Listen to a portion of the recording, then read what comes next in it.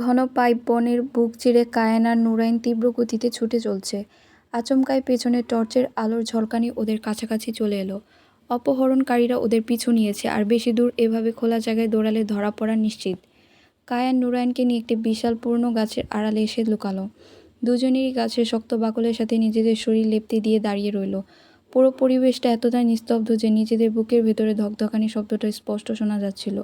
যেন ঠিক তখনই কায়ানের ভিতরে পুরো জগৎটা যেন এক অদ্ভুত ওলটপালটের ঝড়ের মুখোমুখি হলো। গাছের ওইটুকু সংকীর্ণ আড়ালে নিজেকে লুকিয়ে গিয়ে নুরাইন কায়ানের গায়ের কাছাকাছি এসে ঘেঁষে দাঁড়ালো। নুরাইনের সিল্কের মতো নরম চুলগুলো বাতাসে উড়ে এসে কায়ানের গলায় কপালে আছড়ে পড়ছিল। এই ঘনিষ্ঠতায় নুরাইনের শরীরে তপ্ত নিঃশ্বাস, যা কায়ানের শার্টের খোলা বোতাম গলে সরাসরি বুকে এসে লাগছে, তা কায়ানকে সম্পূর্ণ স্তব্ধ করে দিল। কায়ানকে এক লহমায় অবশ করা এক নেশা চেপে বসল। টর্চের আলোটা ওদের লুকানো গাছের ঠিক পাশ দিয়ে চলে গেল। অপহরণকারীদের একজনের কর্কশ গলা ভেসে এলো, কোথায় গেল? ওলটপালট করে খুঁজো। রুক্ষ কণ্ঠস্বর আর টর্চের আলোর তীব্র রশ্মিটা গাছের বাকল ছুঁয়ে যেতে নুরাইন আতঙ্কে আর এক অজানা আশঙ্কায় কায়ানের আরও কাছাকাছি চলে এলো। এই রুদ্ধশ্বাস পরিস্থিতিতে কায়ানের সাথে একদম মিশে গেল। নুরাইনের ফর্সা দুটি হাত কায়ানের শার্ট খামচে ধরল। ওরা এতটাই কাছাকাছি চলে এলো যে কায়ান স্পষ্ট টের পেল নুরাইনের বুকের দ্রুত ওঠানামা আর ওর হৃৎপিণ্ডের অবাধ্য স্পন্দন। নুরাইনের কপালটা কায়ানের থুতনির নিচে এসে ঠেকল। এই অনাকাঙ্ক্ষিত সান্নিধ্য কায়ানের উন্মাদনা তৈরি হলো। কায়ান নিজের মাথাটা একটু ঝুঁকিয়ে নুরাইনের কানের লতির কাছে নিয়ে গেল। মাদকতা জড়ানো কণ্ঠে ফিসফিস করে বলল, আপনি এভাবে আমার উপর মিশে থাকলে আমি কিন্তু অপহরণকারীদের ভুলে নিজের অন্য রূপ প্রকাশ করে ফেলব। শাট আপ কায়ান, একটু চুপ করো, ওরা একদম কাছে। কিছুক্ষণ পর অপহরণকারীদের পায়ের শব্দ আর টর্চের আলো জঙ্গলটার অন্য প্রান্ত সরে যেতে কায়ান চোখ মেলল। নুরাইনের হাতটা আবার মুঠোর মধ্যে শক্ত করে পুড়ে নিল। ওরা ওদিকে গেছে, দিস ইজ আওয়ার চান্স, এবার আমাদের দৌড়াতে হবে। নুরাইন মাথা নাড়ল। কায়ান নুরাইনকে সাথে নিয়ে গাছের আড়াল থেকে বের হয়ে আবার অন্ধকারে বুক চিরে তীব্র গতিতে দৌড়াতে শুরু করলো। ঝড়ের বেগে গাছের ডালপালার লতাগুলো ডিঙিয়ে ওরা ছুটছিল।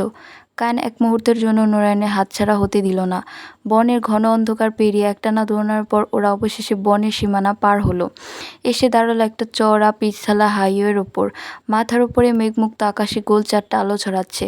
পিচঢালা জনমানব ভীম চওড়া হাইওয়ের ওপর দাঁড়িয়ে কায়ান ও নুরাইন দুজনেই হাঁপাতে লাগলো। রাস্তা ধরে ওরা দুজন হাঁটতে শুরু করলো, কিন্তু কয়েক গজ যাওয়ার পরই দুজনের পায়ের অবস্থা চরম খারাপ রূপ নিল। দুজনেরই পায়ের অবস্থা খারাপ। আই কান্ট কায়ান, আমি আর এক পাও হাঁটতে পারছি না। জঙ্গল থেকে ফাইটারদের মতো পালালেন আর এখন হাইওয়েতে এসে বাচ্চাদের মতো কান্নাকাটি করছেন।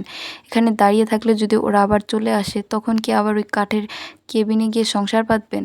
শাট আপ কায়ান। নুরাইন রেগে গিয়ে কায়ানের দিকে এক কদম এগিয়ে এলো। ম্যানার্সটুকুও কি তোমাকে শেখায়নি? ম্যানার্স? ফাইট করে আপনাকে বাঁচালো, তাকে আপনি রাস্তায় দাঁড়িয়ে ম্যানার্স শেখাচ্ছেন? এটা আমি মানি না, সেটা আলাদা ব্যাপার, কিন্তু এই পরিস্থিতিতে আপনার সুরক্ষার দায়িত্বটা কিন্তু আমি নিয়েছি।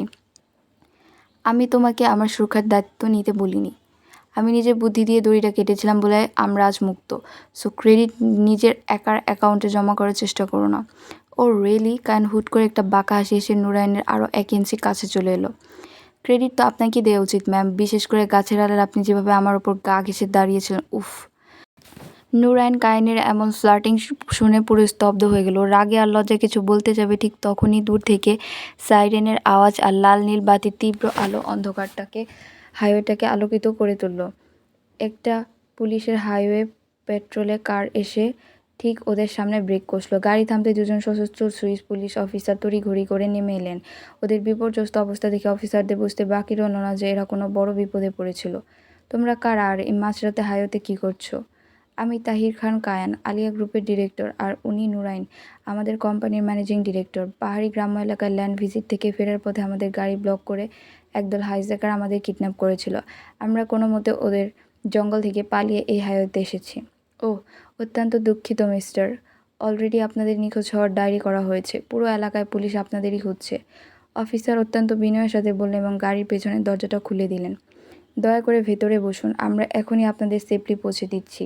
কায়ান দরজা খোলার পর নিজের আগে না উঠে নুরাইনের দিকে তাকালো। নুরাইন ওঠার পর কায়ান ওর পাশে এসে বসলো। গাড়িটা ভিলার উদ্দেশ্যে রওনা দিল। নুরান আর চোখে কায়ানের দিকে তাকালো। কায়ান তখন চোখ বুজে সিটের ব্যাক রেস্টে মাথা এলিয়ে দিয়েছে। কপালে জমে আছে রক্ত আর অবিন্যস্ত চুলগুলো কপালে এসে পড়েছে। চলবে।